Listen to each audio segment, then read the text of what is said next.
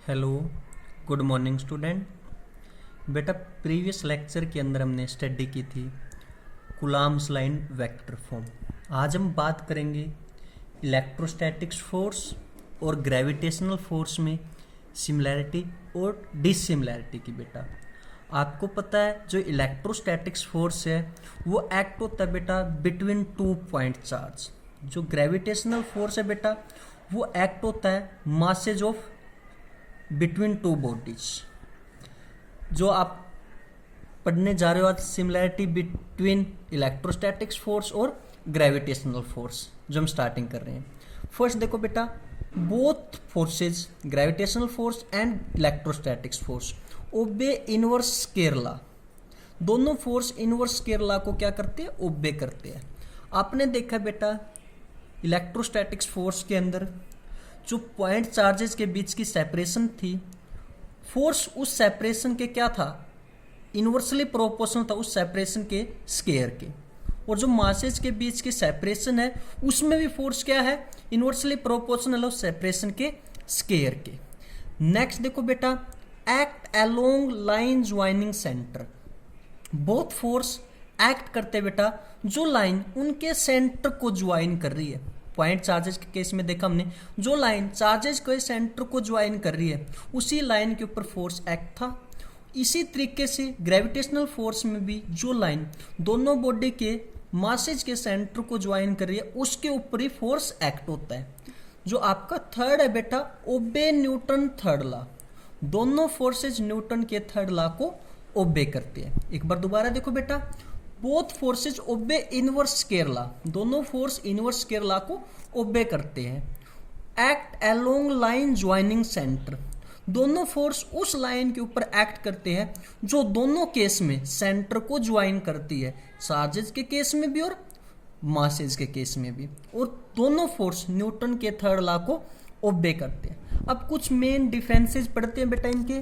First देखो, जो आपका इलेक्ट्रोस्टैटिक्स फोर्स है बेटा वो क्या है आपका? Repulsive as well as attractive. वो बोथ नेचर का रिपेल भी करता है और अट्रैक्ट भी करता है। आपको अच्छे से पता है जब लाइक चार्ज होते हैं तो दोनों के अंदर क्या होता है? रिपल्सन। जब अनलाइक चार्ज होते हैं तो उसमें क्या होता है? अट्रैक्शन। लेकिन जो आपका ग्रेविटेशनल फोर्स है बेटा वो कौन से नेचर का? अट्रैक्टिव नेचर का। वो हमेशा क्या करेगा? अट्रैक्ट करेगा। नेक्स्ट है बेटा, जो आपका ग्रेविटेशनल फोर्स है वो इंडिपेंडेंट है मीडियम के ऊपर। किसके ऊपर इंडिपेंडेंट है? मीडियम के ऊपर। देखो आपने देखा जो ग्रेविटेशनल फोर्स था बेटा उसके अंदर कांस्टेंट क्या था आपका? जी। जी क्या था? Universal constant. ये किसी मीडियम के ऊपर डिपेंडेंट नहीं है। जबकि इलेक्ट्रोस्टैटिक्स फोर्स के अंदर आपने देखा कांस्टेंट क्या था बेटा? के। कांस्टेंट क्या था? के, जिसको बोलते थे इलेक्ट्रोस्टैटिक्स कांस्टेंट या कूलॉम कांस्टेंट। ये डिपेंड करता है मीडियम पे। किस पे बेटा? मीडियम पे। एक डिफरेंस आपका योग है बेटा। अब आपको पता है जो इलेक्ट्रोस्टैटिक्स के अंदर हमने कांस्टेंट यूज किया था के, उसकी वैल्यू है बेटा 9 cross 10 to the power 9 newton metre square per coulomb square. और जो जी है उसकी वैल्यू है बेटा 6.67 cross 10 to the power inverse 11 newton metre square per kilogram square बेटा। अब यहां से एक बात निकल रही है बेटा, जो ग्रेविटेशनल फोर्स है ना वो वीक है कंपैरिजन टू इलेक्ट्रोस्टैटिक्स फोर्स के। यानी कि इलेक्ट्रोस्टैटिक्स फोर्स काफी बड़ा है ग्रेविटेशनल फोर्स से। देखो यहां पे देखो बेटा, यहां पे आ रही है 10 टू द पावर इनवर्स 11 और यहां पे 10 टू द पावर 9। आप यहां से देख सकते हो बेटा एक बार। अब बेटा हम एक न्यूमेरिकल करेंगे। Find the ratio of electrostatics force to gravitational force for 2 electron placed at some distance apart in air charge on। Electron की वैल्यू आपको दी हुई है बेटा, मास ऑन इलेक्ट्रॉन आपको दिया हुआ है, के की वैल्यू आपको गिवन है और जी की वैल्यू भी आपको गिवन है। आपको 4 ऑप्शन दिए हुए बेटा। आप वीडियो को पॉज करके एक बार ट्राई कीजिएगा। देखो बेटा दोनों बॉडी के ऊपर पॉइंट चार्ज क्या है? सेम है। तो इसलिए Q1 is equal to Q2 is equal to E। दोनों बॉडी का मासेज भी क्या बेटा? एक है। M1 बराबर है M2 बराबर M। तो इलेक्ट्रोस्टैटिक्स फोर्स आपका बराबर है K Q1 Q2 by R square. Gravitational force आपका बराबर है बेटा Gm1m2/r²। तो अब हम क्या करेंगे, इलेक्ट्रोस्टैटिक्स फोर्स को डिवाइड करेंगे ग्रेविटेशनल फोर्स से। आपका r² से r² कैंसिल होगा, तो आपके पास बचती है K(Q1Q2)/Gm1m2 बेटा। आपको वैल्यू गिवन है तो आप वैल्यू को पुट कीजिएगा। आफ्टर कैलकुलेशन आपका आंसर आएगा 10⁻42 के नियर इक्वल। तो उसके अकॉर्डिंग आपका राइट आंसर होगा बेटा ये। दोबारा समझो, आपने रेशो फाइंड आउट करनी है ग्रेविटेशनल फोर्स और इलेक्ट्रोस्टैटिक्स फोर्स के बीच में। ठीक है बेटा, दोनों बॉडी के ऊपर चार्ज क्या आपका सेम है, दोनों बॉडी का मास भी क्या आपका सेम है। आपको पता है बेटा जो इलेक्ट्रोस्टैटिक्स फोर्स है वो बराबर होता है K(Q1Q2)/r² की, और ग्रेविटेशनल फोर्स वो इक्वल टू होता है Gm1m2/r² के। अब हम क्या करेंगे, इलेक्ट्रोस्टैटिक्स फोर्स बाय में ग्रेविटेशनल फोर्स, r² से आपका r² कैंसिल, K की वैल्यू आपको गिवन है, पुट करोगे, दोनों चार्जेस भी सेम है, तो Q1 is equal to Q2 is equal to Q, तो 1.6 क्रॉस 10⁻19 का स्क्वायर बेटा। तो G की वैल्यू भी आपको गिवन है, तो दोनों का मास भी क्या दोनों बॉडी पे सेम है, तो आप वैल्यू रखोगे 9.1 क्रॉस 10⁻31 का स्क्वायर। आफ्टर कैलकुलेशन आपका आंसर आएगा 10⁻42 के नियर इक्वल। तो बेटा आप खुद सोच सकते हो, अब जो इलेक्ट्रोस्टैटिक्स फोर्स है वो 10⁻42 टाइम्स स्ट्रोंग है ग्रेविटेशनल फोर्स से। तो इसके अकॉर्डिंग अब आपका आंसर होगा 10⁻40 बेटा।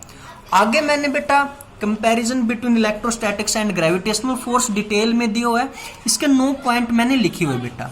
इलेक्ट्रोस्टैटिक्स फोर्स के एक बार मैं आपको बता देता हूँ, ग्रेविटेशनल फोर्स के आप खुद रीड कीजिएगा बेटा। देखो जो इलेक्ट्रोस्टैटिक्स फोर्स है वो अट्रैक्टिव और रिपल्सिव नेचर का बेटा। आपको पता है जब लाइक चार्ज है तो क्या होगा, रिपल्सन होगा, अनलाइक चार्ज है तो आपको क्या होगा, अट्रैक्शन होगा। जो बेटा इलेक्ट्रोस्टैटिक्स फोर्स है वो इंट्रैक्शन होती है दो पॉइंट चार्जेस के बीच में।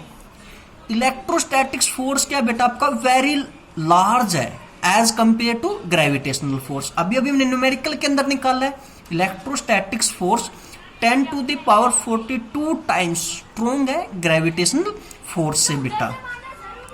और जो आपका इलेक्ट्रोस्टैटिक्स फोर्स है बेटा वो वैक्यूम के अंदर भी एप्लीकेबल है और मीडियम पे डिपेंड करता है। जो के है बेटा वो किस पे डिपेंड करता था, मीडियम पे, और फोर्स भी किस पे डिपेंड करता है आपका, मीडियम पे। लेकिन जो ग्रेविटेशनल फोर्स है बेटा वो वैक्यूम के अंदर एप्लीकेबल है लेकिन मीडियम पे डिपेंड नहीं करता। नेक्स्ट पॉइंट है बेटा आपका, it is a long range order. तो इलेक्ट्रोस्टैटिक्स फोर्स क्या लॉन्ग रेंज ऑर्डर है बेटा। इसके साथ ही ग्रेविटेशनल फोर्स भी आपका लॉन्ग रेंज ऑर्डर फोर्स है बेटा। ग्रेविटेशनल फोर्स और इलेक्ट्रोस्टैटिक्स फोर्स दोनों इनवर्स स्क्वायर लॉ को ओबे करते हैं और it is a central force बेटा। इलेक्ट्रोस्टैटिक्स फोर्स के साथ साथ ग्रेविटेशनल फोर्स भी क्या आपका सेंट्रल फोर्स है बेटा। It is a conservative force. दोनों फोर्स ग्रेविटेशनल फोर्स और इलेक्ट्रोस्टैटिक्स फोर्स बेटा दोनों कंजर्वेटिव फोर्स है और दोनों फोर्स न्यूटन के थर्ड लॉ को ओबे करते हैं बेटा।